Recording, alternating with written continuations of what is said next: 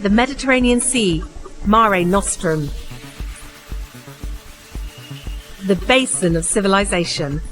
My 2,000-mile journey begins here.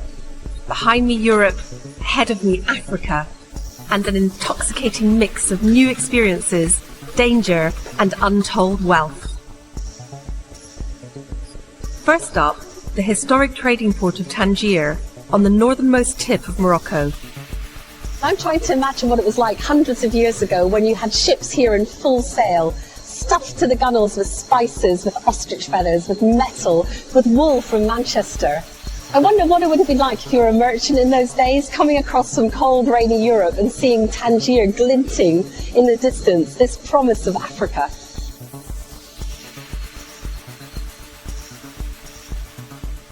For centuries, merchants have crossed these waters, seeking the fantastic riches of the African continent.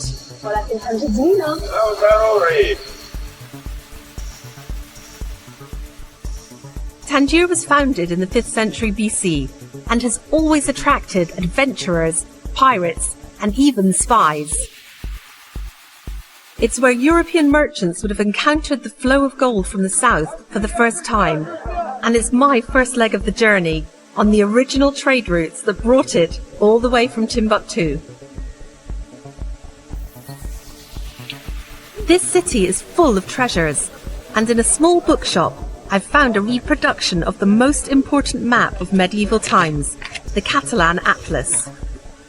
It confirms Timbuktu's reputation as the gold capital of Mali and of Africa.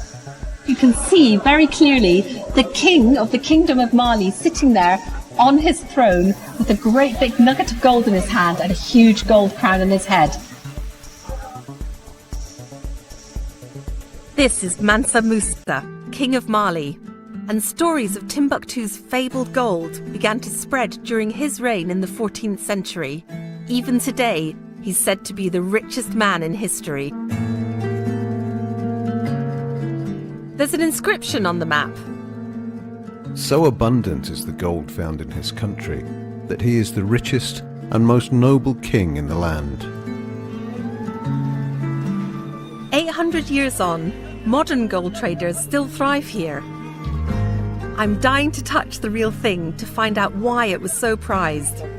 So I'm meeting Maha Alwani, an expert in Moroccan antiquities. Much of the gold was used to mint coins, and she has an ancient one to show me. Here are some inscriptions saying that it was from the Marinid dynasty of the 15th century. Gold came from the sub-Saharan Africa through the trans-Saharan trade, and this is evidence of that it landed in Morocco. So do you think this coin might have come through Timbuktu? Yes, of course. Most likely it did come from Timbuktu. Yes. I would say that it was probably the most important crossroads for gold. It's very exciting for me. I feel like I'm touching history. You are, yes. You are touching history. It's in your hands. I've got gold fever. I can feel how its allure drew the merchants of old to make the journey south to Mali and the city of Timbuktu. The roads they've forged are the very ones I'm going to travel to. This is going to be my Bible. Absolutely invaluable. It is a map of all the major trade routes across the Sahara. I think the journey is going to take some doing. I think we're going to have a lot of fun in the Atlas Mountains because that is a big, big natural barrier, and each of those mountains is 3 times higher than Ben Nevis, so it's quite a difficult thing to get across. And of course then it's all the Sahara Desert all the way along, and that is going to be another major thing for us to cross. And then the routes, all routes lead to Timbuktu. It's not difficult to see why Timbuktu became a mecca for gold traders. It was surrounded by gold mines. But the merchants didn't just deal in gold. There was a huge trade in slaves, leather goods, ivory, and also in salt. Back then, it was the only way to preserve food. It was almost as valuable as gold, and that's why many of these routes were called salt roads. So the gold went north, and then the salt came south, and they met in El Dorado, they met in Timbuktu. It makes perfect sense when you look at the map. The next place I'm heading on my desert odyssey is Fez. 5 hours drive away, it's where many merchants started the long trek to Timbuktu. To get to Fez, I'm going to use one of Morocco's most popular forms of transport, the Grand Taxi. There's a taxi rank in every city with old Mercedes going in all directions. And it's one of the cheapest ways to get around, if you know the tricks of the trade. First, you have to find one going your way. انت غاديين لفاس. السلام عليكم. Then, you negotiate your fare. So بشحال لفاس؟ 300 درهم. بالبلاصة؟ لا بزاف. But if you can find another traveller to share the back seat, you can split the fare. Having found a travel buddy to share the cost, we're whisked out of town towards the coast road. It turns out my fellow passenger, Dries, is a trader himself. He's going to Fez to buy artefacts to sell to tourists. Say you buy a dagger for 150 dirhams. That's 150 dirhams. How much would you sell it for? Sell it, maybe you profit €5, maybe you profit someday you profit €10, someday no profit nothing. That's my business. And which country spends the most money? Which By ones American people. love those Yes, profit. They have plenty of grand bucks.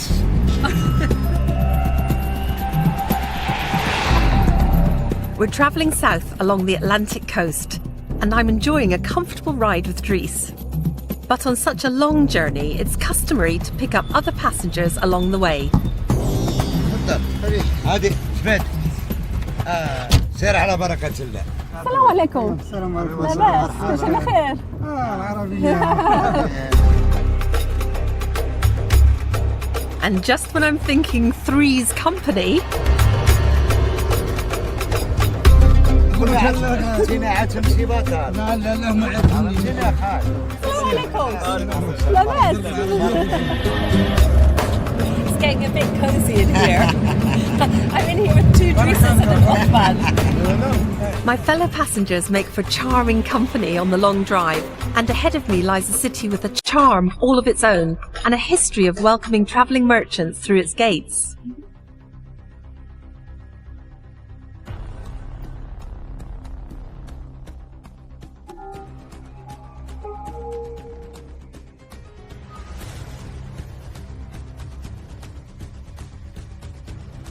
Fez, the ancient capital of Morocco, dating from the 8th century and the oldest of its 4 imperial cities. It's said to be surrounded by springs, providing travellers with a supply of precious water. And between the 8th and 16th centuries, Fez grew rich from the gold and salt traffic coming across the Sahara.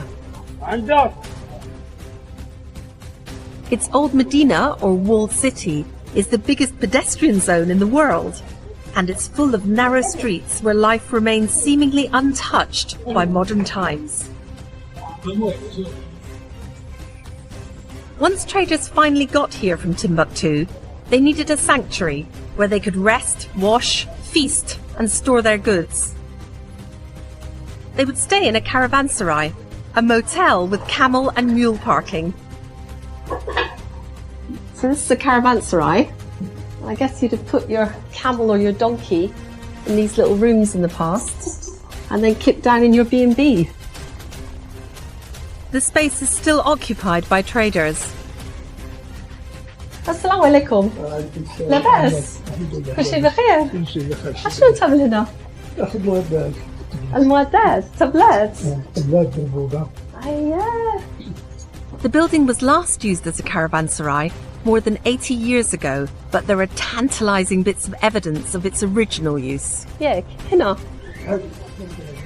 ياك؟ ندخل الباب ندخلوا لداخل كيديروا ناكل شبع من هنا. أيوه. كاين باب هنا. هذه الباب ديال هذا. أيوه. هنا كيتحشوا هذا. هنا الحيوان؟ أيوه. وهنا فوق؟ هنا كيطلع السكر. أيوه. Upstairs was a safe place for weary merchant travellers to rest. luxurious in comparison to where they'd been.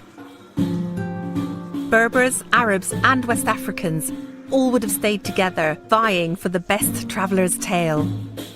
The atmosphere here is absolutely fantastic. You can actually feel the history. 600 years old, relatively unchanged. Okay, it's different downstairs because that's where the animals would have been and now there's trading goods. But up here you've got little girls sitting there drinking tea, you've got their mamas doing the washing. It feels like I've gone back in time.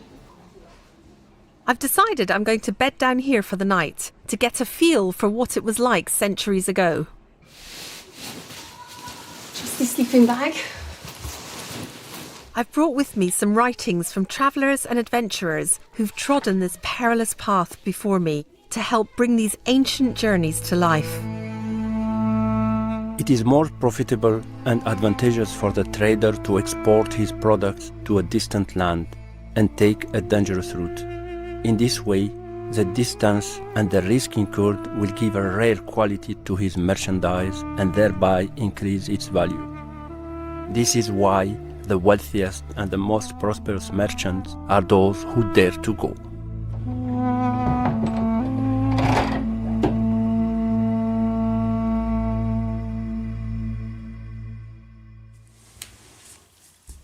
I've just woken up. 5 o'clock, the alarm's gone off because I want to get up and see the dawn rising over Fez and hear the call to prayer. It's very, very, very cold. But I think my first night in a caravanserai, I would say, it's not been at all bad.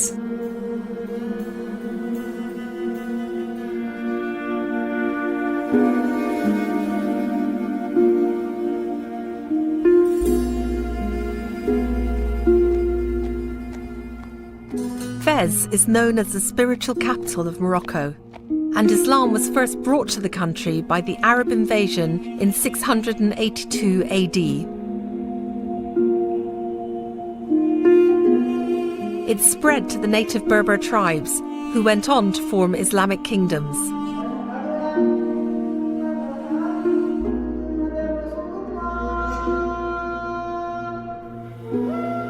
I always find the early morning call to prayer very moving. Prayer is better than sleep, the Muezzin says in the Adhan al-Fajr, the dawn call. The 5 calls a day frame life in Morocco. Hasten to prayer, hasten to salvation. Dawn reveals ancient tombs left behind by the Marinid Empire, which flourished in the early Middle Ages. They shaped Fez's religious and academic reputation. The city has 14 theological schools and the world's oldest university, the Kairouan, founded in the 9th century by a woman, Fatima al-Fihri. It's amazing to think that while Europe was languishing in the Dark Ages, this was a centre of learning. Philosophy, mathematics, religion and law were all being taught here. And then, years later, all that knowledge went back across the Mediterranean Sea into Europe and informed the Renaissance.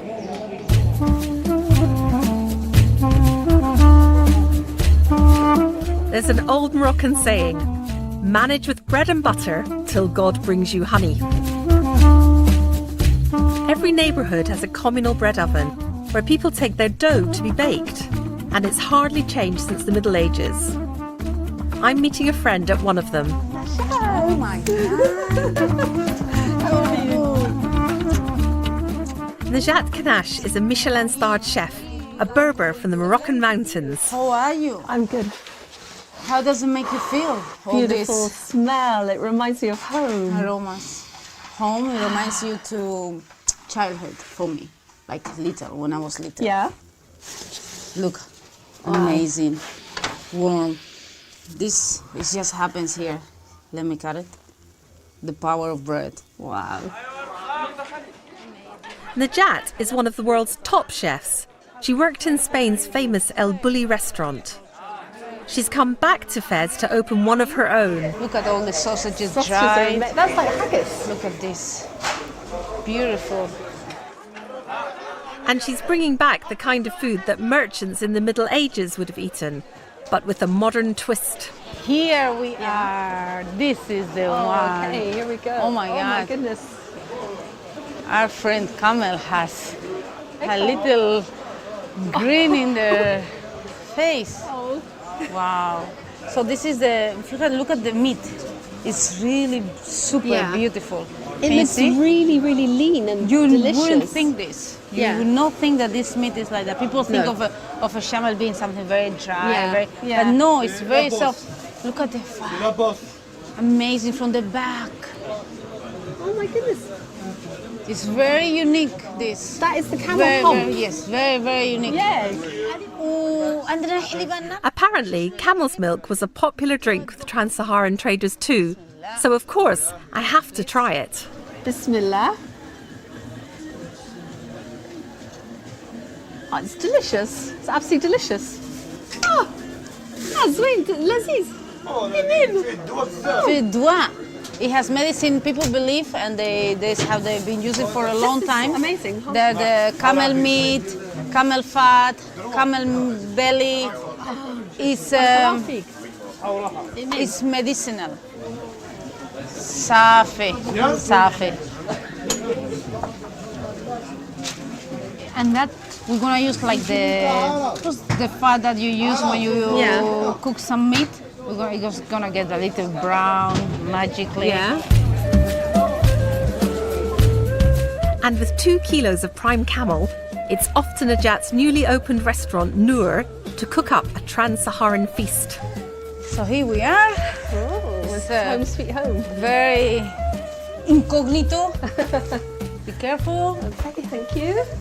It's my very own master chef. I'm helping Najat prepare today's special, camel meatballs. I thought it was going to smell horrible, but actually, it certainly smells nice. Now that we're doing this, look here. Yeah. I have my fermenting camel milk that is already a week, and it smells.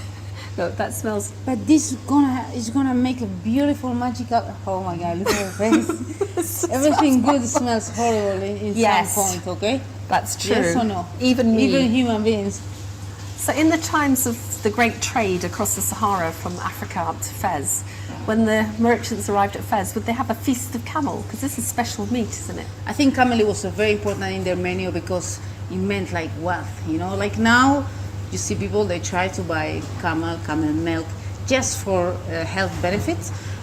Still it's a little bit pricey, but in that time it was like a festivity.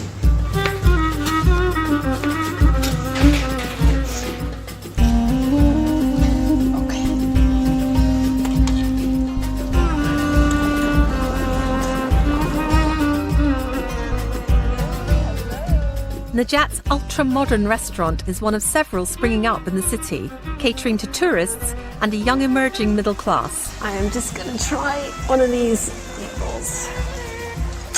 With growing prosperity, Morocco is evolving into a modern global player. And Fez, like most of its cities, is embracing the change, while still holding on to its cultural history. Michelin-starred camel meatballs.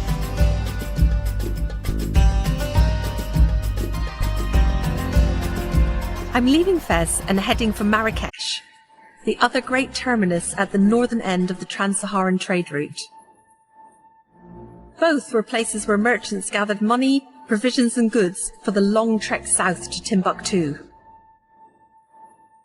But I'm exchanging Fez's spiritual calm for the buzz of Marrakesh, where everything is for sale. The weather's really changed, so it's time now for the winter woolies. It's very, very chilly. I was born in the 60s, so there's only one.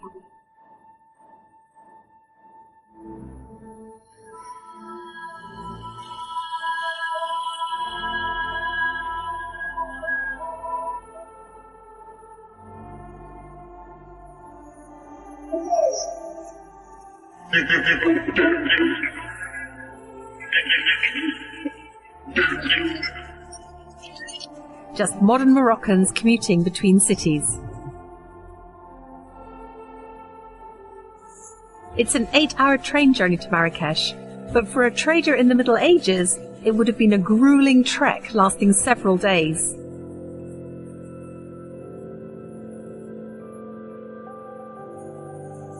Distance and the hardship of the road they travel are great. They have to cross a difficult desert, that is made almost inaccessible by fear and beset by thirst. Water is found there only in a few well-known spots, to which caravan guides lead the way. The distance of this road is braved only by very few people.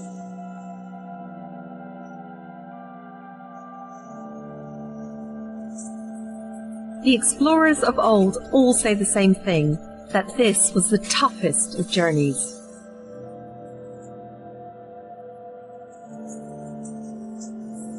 Marrakesh. It's called the Rose City, daughter of the desert, and it's always been a place where traders picked up high-quality goods to take with them on their journey. It was founded in the 11th century by the powerful Almoravid Berber dynasty, who made it the capital of a huge empire stretching right through North Africa and into southern Spain. 50 miles to the east, the Atlas Mountains provide a spectacular backdrop. Assalamu alaikum. Hey, labas. ممكن هنا. Moroccan porridge. لذيذ بنين. صحة وراحة. سلامة. Some of the most popular merchandise in the trans-Saharan trade routes were leather goods, and some of the best quality leather was produced here in Marrakesh's oldest tannery. It's as ancient as the salt roads themselves, and I'm surprised to find it's still in full swing. Yeah. Assalamu alaikum. Ça va, ya Najib? Najib Oulige is one of the tannery's oldest workers. He's been here for 48 years.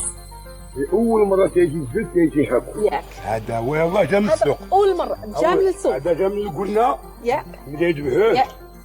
جا من السوق جا هكا من لحينه. ياك. هذا البقري.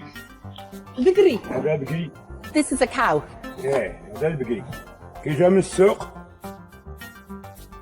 It takes 20 days to turn an animal hide into the leather used for the world-famous bags, shoes and belts sold in the local markets. It's dirty work. I'm primed, ready for action. يلا. يلا. وش كان في الماء؟ الجير. شوف هذه البوازون. Okay, so this tank is full of gypsum. It smells totally and utterly disgusting. And I can't believe this guy's doing it with his bare hands, because I reckon this stuff burns. This potent cocktail removes the hair from the hide. Yeah. Actually comes off really, really easily. But there's worse to come. هذا لافيونس دو بيجون. تكوني؟ Yeah. لافيونس دو بيجون. الخرا. الخرا الحمام. Smells fantastic. Excited to get in. You see? Pigeon excrement contains ammonia, which acts as a softening agent to make the hides more malleable. This is harder than it looks. We're trampling on the animals in like a circle, but I can't keep up with them. It's like being in a whirlpool.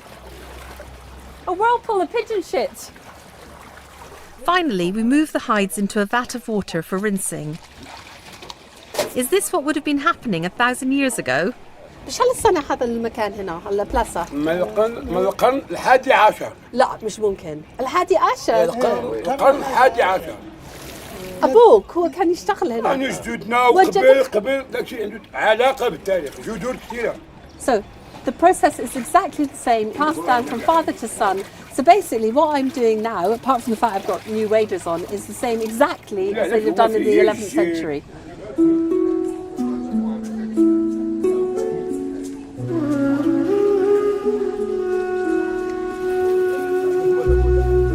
This labour-intensive process was a highly skilled craft, which back then ensured the global reputation of Moroccan leather. And it's amazing that this tannery is still providing fine-quality hides for the shoes, bags and belts in the souks of Marrakesh and markets all over the world.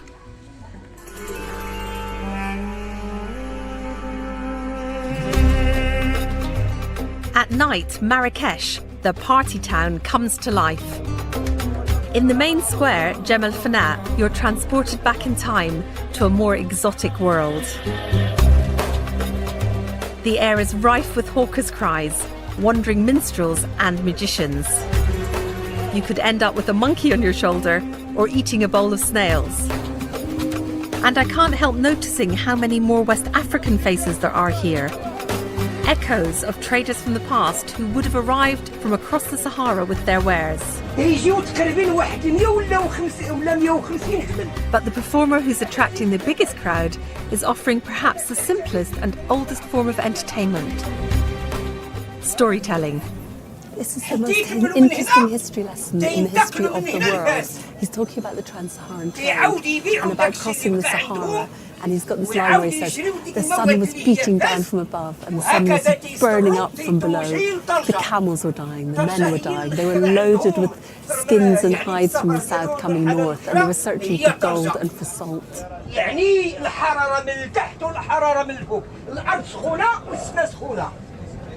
ذاك القرب ديال الماء اللي كان عندهم ديك الحراره بدات يعني تشرب داك الماء داك القرب بدا تيبس. Many years ago, these stories would have been the only way for people to learn about life in faraway lands. Now they're opening a door into the past for us, and it's thrilling to hear 1,000 years of history and the journey I'm making come alive. In this magical world, I feel like Timbuktu could be just around the corner. But I've still got 1,500 miles to travel. Time for me to get some sleep, as North Africa's largest mountain range awaits me.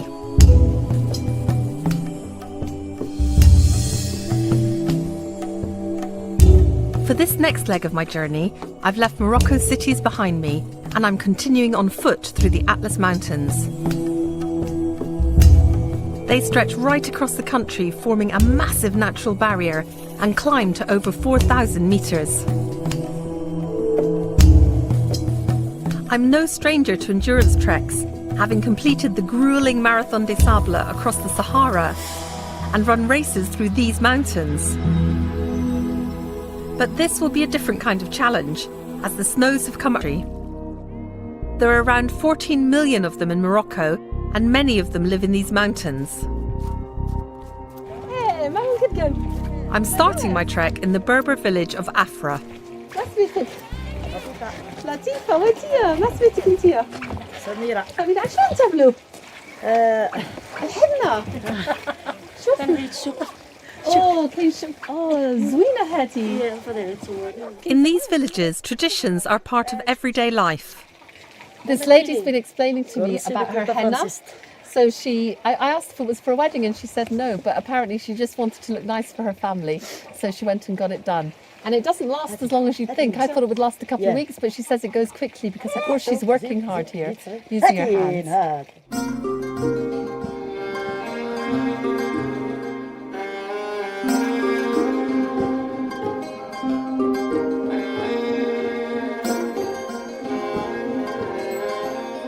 I'm meeting my friend Saeed Na'ana, who's a mountain guide. We've taken on these mountains together before, but never in the snow.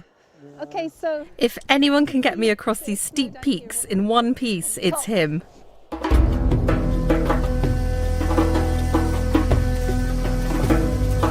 We're heading for Tiziantishka, the highest major pass in North Africa, a gratifyingly tough half-day hike away. Trans-Saharan merchants would have made this journey by mule, or like us, on foot. How high are we up here? We are here about 2,100 meters. No, I can feel it already in my chest. Yeah, me too. Yeah. It's normal. Really? Yeah. Up here, the air is thin, making it harder to breathe, even for Saeed, who has spent most of his life here in the mountains. Saeed, my friend. Yes. You're a Berber. Yes, I am a Berber. What does that mean? Berber is, they say this is a nickname given by the Romans when they occupied north of Africa. Yeah. But their original name is Amazigh. It means free people or noble people, if you want. The Berbers, or Amazigh, are the indigenous people of North Africa and can trace their heritage back to 3000 BC. Does Berber have its own language? The Berber, they have their language, which is totally different than Arabic. So Arabic, you write from right to left, and then the Berber is the opposite, from left to right, or you can write like Chinese, down. The weather is closing in, which is worrying because the paths ahead are getting seriously precarious. You see the path is going down from here. Yeah. Then we see that rock, Whoa. the edge, and then you got the uphill to the path. So we've done the easy bit. This is the hard Yeah. bit, isn't it?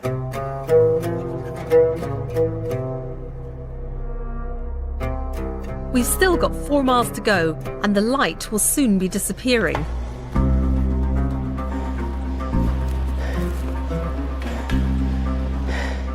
I really like Saeed. Right at the moment, I actually hate him. He's making me go fast and we're uphill because we're worried about the dark. I don't really want to go fast uphill, frankly. He's all chirpy. I'm not in the least bit chirpy. And how they ever did this with donkeys and mules laden with goods, totally beyond me.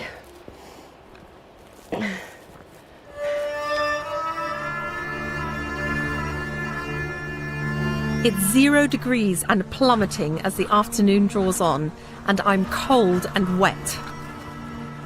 Have we got long to go? There we go, Alif. Nearly. This is the Tishka Pass. Yeah? There we go. Nearly Good. there. Yeah, well Yeah, done. I'm Good beginning job. to feel it a bit. It's one last push to reach the top, and we make the Tishka summit just in the nick of time, before the bad weather really rolls in. Is this it, Saeed? We made it. Yeah, you did it. Good job. Well done. Whew.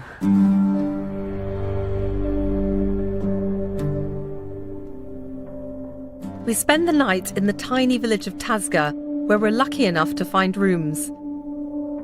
For the merchants centuries ago, it might have meant a cold night under canvas. In the morning, with the toughest part of this leg behind me, I set off alone.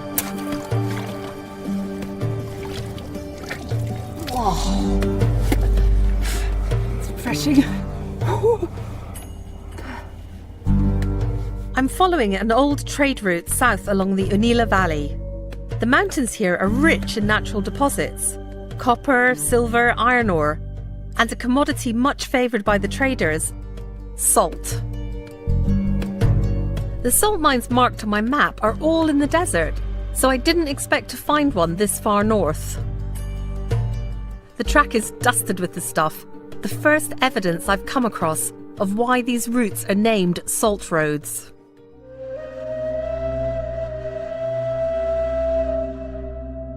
The place seems deserted, but as if from nowhere, someone arrives to open the mine up. It looks pretty old, and I'm wondering whether it was around in the days of the ancient salt roads themselves. One of the men, Zakaria Ubul Qasim, is a co-owner of the mine and knows its history well. Le sel? Ça, c'est les blocs de sel. Oui. Tout ça, c'est du sel. Tout ça. Wow. Vous pouvez goûter. Sel. C'est du sel. Parts of the mine date back to the 13th century, which puts it right at the peak of trans-Saharan trade. La mine est située sur la piste des caravaniers. Oui. Alors, elle est utilisée pour faire du troc avec. Des trocs avec qui partaient dans l'Afrique subsaharienne ou saharienne. Et ramenaient du sel, du lin. Ils partaient avec, ils revenaient avec de l'or, avec des esclaves. Bon, c'est ce qu'on sait. De cette mine ici. Bah, une mine parmi les autres Oui. utilisée pour ça. So, le sel est allé d'ici Jusqu'au Mali, Jusqu'au Mali. Niger, ouais, jusqu'au Timbuktu. Voilà. So, peut-être le sel Ouais. d'ici, je Voyage- peux le trouver à Timbuktu. Fort probable. Probable. C'est Probable, bien, alors. probable. Voilà. Ça suffit pour moi. Non, non. Prenez, voilà, un morceau Un morceau de ça. de sel. Fleur de sel. Voilà. C'est une fleur de sel. A flower of salt. c'est délicieux. Délicieux. Non, C'est fort. c'est plus bien que ça. Que le premier. Oui, hein? c'est ça. Les fleurs, ça c'est plus raffiné que l'autre. Voilà. Je peux le prendre? Cadeau. Un cadeau, merci. There were salt mines all along the routes to Timbuktu. Until paper money was introduced by French colonizers in the early 20th century, it was used as a form of currency, and it's where our word salary comes from. Some say that at the height of the trade across the desert, salt was as valuable as gold by weight. I feel like Indiana Jones. I've just been down this incredible salt mine, and this is where they'd have come, the traders, with their mules and their donkeys, which they just brought over that snowy pass, and load up with the salt to take to Timbuktu.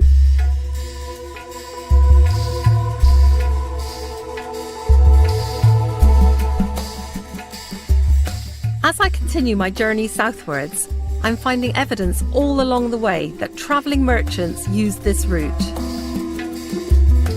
It became known as the Valley of the Kasbahs because it's dotted with ancient buildings where the traders stayed. Proof of the sheer volume of trade crossing the desert. Kasbahs like this beautiful one in the small village of Tamegroute were built by rich and powerful families as fortresses for themselves, but also for the many merchants who passed through the area. This is a fortified village, absolutely typical along this route where all the merchants travelled. You've got every single thing you would need in it for a stay. Somewhere to put your animals, a water supply, a granary, somewhere to store your goods and to sleep. And also things like a mosque, and even in some of them they had two cemeteries, one for the Jews and one for the Muslims, in case you were unlucky enough to die on the route. But really the main reason that the merchants wanted to come here was for the Kasbah. The Kasbah was the fortress, and typically it had 4 big towers, one on each corner, tiny little windows, and each one of those towers would have soldiers guarding it. So once you got yourself into a fortified area, into a Kasbah, you knew that your goods were safe and that you weren't going to get robbed, because there were a load of robbers and thieves on this highway. And the only downside, I guess, is that, of course, you had to pay for it. So the guy who owned this would take a tax, and there were really quite rich pickings from those caravans.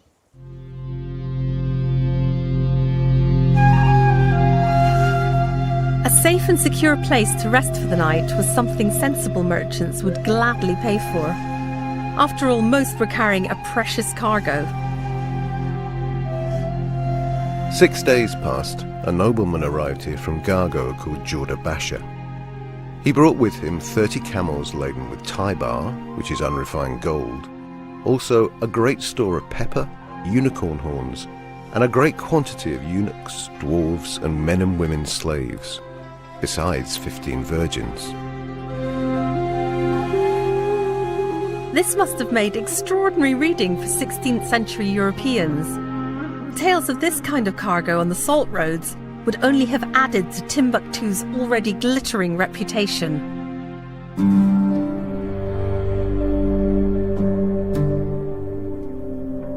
This morning I've left the Valley of the Kasbahs and I'm heading into the mountains and plains of the Jebel Sahara. I'm trying to reach the ancient city of Sijil Massa, the great northern crossroads of the old trade routes.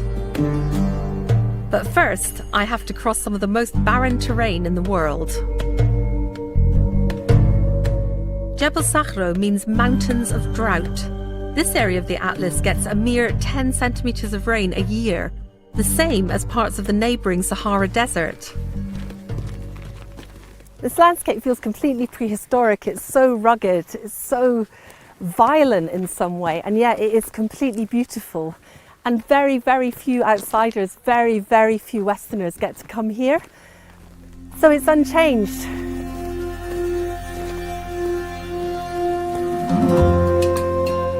I have some help to navigate this vast territory. This is home to the 8 Atta tribe of Berber nomads, who for centuries have guided traders across these mountains. I'm lucky enough to count one of the last surviving nomad families as friends. almost there now. I can see the whole family waiting for me. لاباس. كل شيء بخير. Zaid is the head of a large family. He and his wife Izza have 6 children, including a little one, Brahim, who I haven't met before. Zaid's mother Aisha is 77.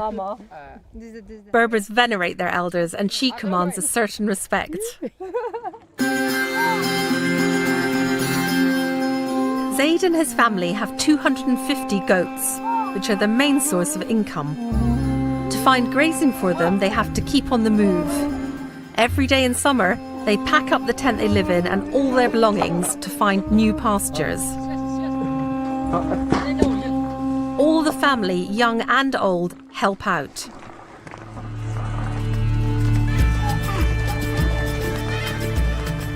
Traversing this rocky landscape is no mean feat, with all the animals, goods and people in tow. We have 6 miles to cover before we stop for the night, and there are few paths or landmarks to navigate by. Their knowledge of the area made these Berber tribes invaluable to the merchants who needed to get their goods across the terrain. Centuries ago, these Berbers were doing exactly this. They were transporting goods across these treacherous mountains, down these difficult paths that they know so well. And still today, it's the Berbers with their mules and donkeys who get things to the very remote villages that aren't accessible by vehicle. So nothing has changed.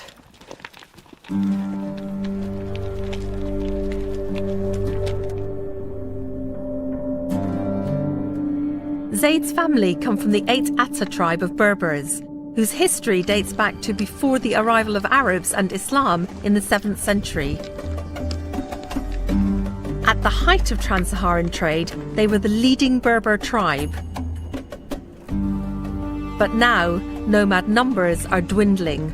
الحياة سيدي سي الوالد الوالدة يعني رحال بكري كسول غمزيغا كون كين ورتال لي غدي دا طرحال لين الغمان لين تولي شرد نجرد نين مدنت. So Zaid's just been telling me about how he came into this life, and his father was a nomad before him, and his father used to migrate between here and 8 Bugmez, which is a 3-week trek, and he did that all his life. And then when he got older and a bit more tired, he bought a very small piece of land down in the valley, and Zaid is carrying on the tradition with his family, which he will pass on to his sons probably.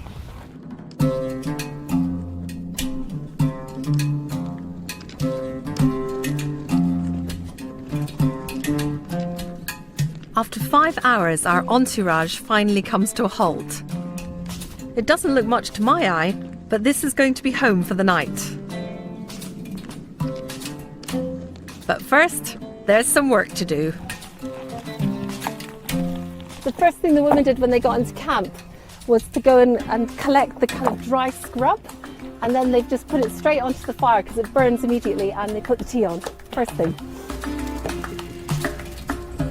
This is an azib, left behind by other nomads passing through. Experienced hands quickly turn the tumble-down walls into a robust enclosure and shelter. Once the goat hair tent is up, it's time to think about dinner. With typical Berber hospitality, they're preparing a meal in my honour.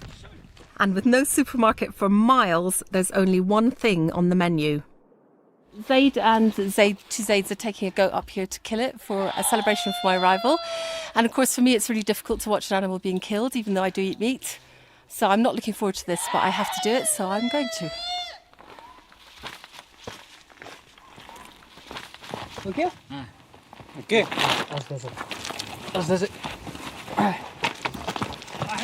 الموس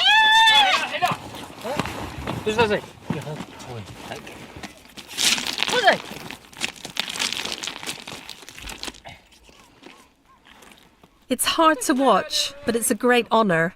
Goats represent the family's wealth, so it's a big deal to eat one. They immediately set to work to skin the carcass.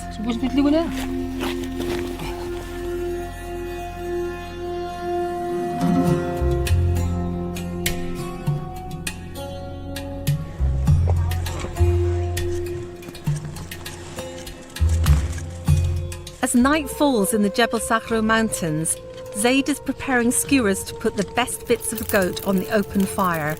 Nothing of this animal will be wasted.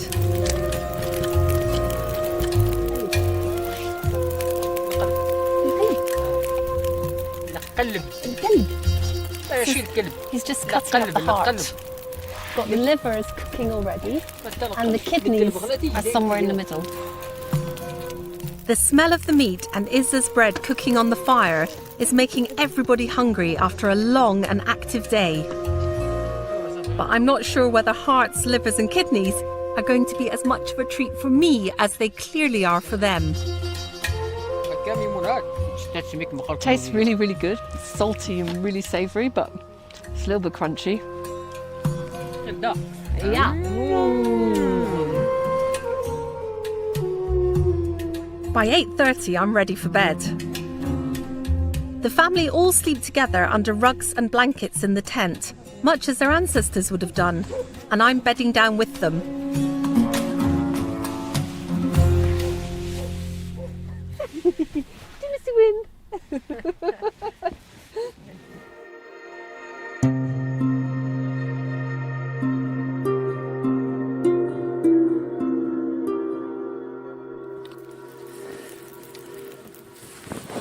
It's just after 6 in the morning and everyone's starting to wake up. Mother's got up and has put on the fire. The kids are awake. I'm beginning to get a feel for what the caravan must have been like, loading up the animals, unloading them, living in a big tent all together, eating together, and everyone having their job to do and doing it quickly and efficiently as they can. But I still haven't experienced the burning sands of the desert, and I'm beginning to look forward to that because it's been so cold.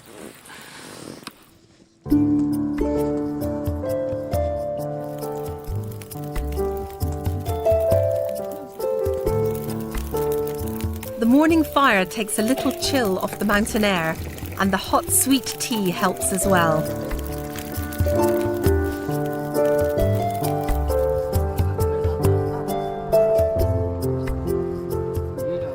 على خير إن شاء الله على خير إن شاء الله إن شاء الله على خير إن شاء الله إن شاء الله يا رب يا رب.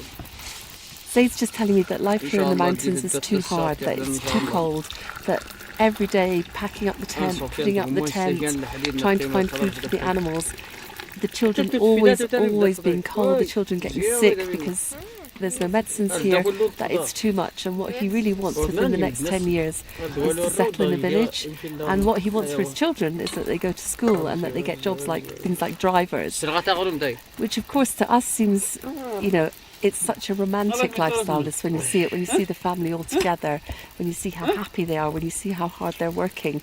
But having spent a night under canvas, it is absolutely freezing, and seeing how hard they have to work even to get a fire going, it makes you think, would you want to do this? And I have to say the answer is no, I wouldn't. It is too hard.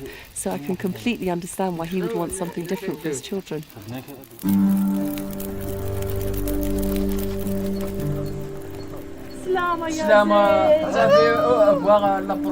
It's sad to say goodbye to Zaid and his family. There are few nomads left in these mountains, and in a few years' time, this way of life may have disappeared altogether.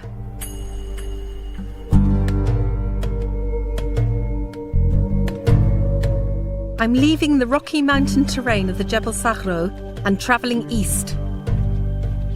100 miles away is my next destination, Sijil Massa, an ancient city which was a mecca for trans-Saharan traders due to its position on the edge of the Sahara.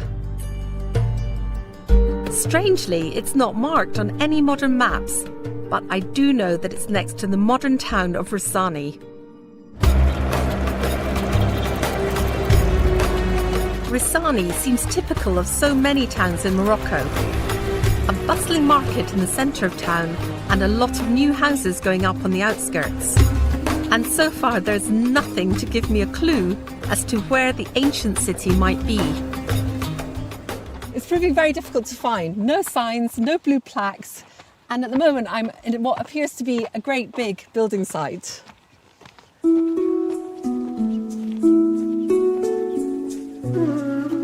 then something begins to show itself above the skyline.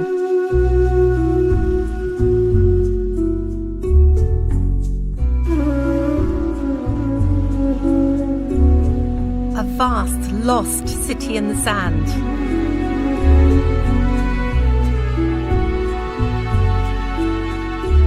Sijil Massa was founded at the end of the 8th century and became the most important city on the trade routes north of the Sahara. Its position on the northern edge of the desert meant it could control the gold supply coming up from the south. It boasted a mosque, a palace, and probably barracks for soldiers. And on its fringes, a huge oasis meant there was one thing in abundance: water. A lifeline for travellers arriving after a grueling journey through the desert. I've arranged to meet Chloe Capel, a French archaeologist and one of very few who have worked on this site. It's about 2 kilometers long and 800 meters wide, and there are so many things to know about it. It's not done, not yet. There are lots of work for archaeologists here on this site.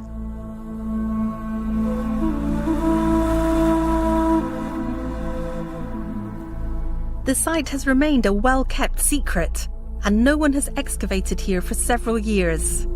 There are still pieces of history lying all over the place. Here, as you can see, there is a lid. You take it this way on the top of a cup or a little jar, something like that, and it's medieval. How do you know? Because of the shape, because of the paste. Maybe it's 12th century or 14th century. And it's just lying here on the site. And it's everywhere all around you on the 2 kilometers wide of the site. Wow. And if I were here at the height of the trans-Saharan trade, what would I have seen? Probably a very rich city with many houses and gardens, numerous gardens, because medieval text tells us that there were many gardens inside the city, and it was spectacular for travelers because they were just emerging from the desert and they find this oasis. It was impressive. But visiting traders and caravans too. And Chloe believes it was planned that way to attract the burgeoning trans-Saharan traffic of the time. People, travelers, merchants, were aware that when you stop in Sijil Massa, whenever you stop here, whenever it is in the season, you can find food, water, camels, numerous camels to travel, dates, fodders, everything to be sure to go safe until Timbuktu and until the sub-Saharan Africa.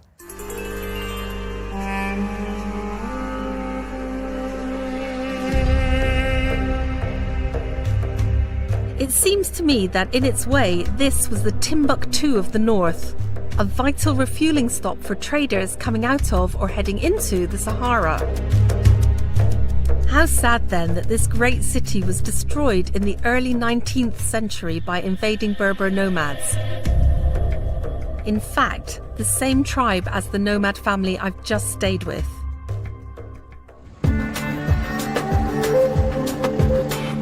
It's less than a mile back into the centre of Rasani, and I'm travelling in the way of most traders here, by donkey cart. We park up at the town's answer to pay and display. Yeah, shukran ya Mohammed. Slama. Shukran kul shay. In Rasani's bustling market, you can buy just about anything, and there are stalls laden with the same fresh produce that would have gladdened the hearts of weary desert travellers of the Middle Ages. Guide. Looking for some dates? Yeah. Hafida's taking me on the next, most dangerous. Very energetic and very nice. And now we are lucky because it's a time for the dates. Ah, perfect. It's for this year. It's the new one because in October we have a date. Yeah. So it's okay. Tomorrow, Hafida and I will be embarking on the most challenging part of my journey so far, one which many a trans-Saharan trader didn't survive.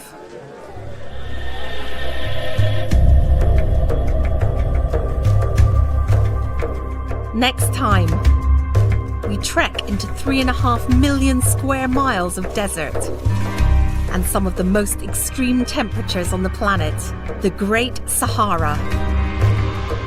It was incredibly perilous. This is why the goods, when they got to the other end, cost so much. It was the danger factor. Modern life takes an ugly turn. My security contingent has got extremely nervous and they won't let me go any further. And I finally make it to the city of my dreams, Timbuktu. Now I get it. My first glimpse of the icon of Timbuktu.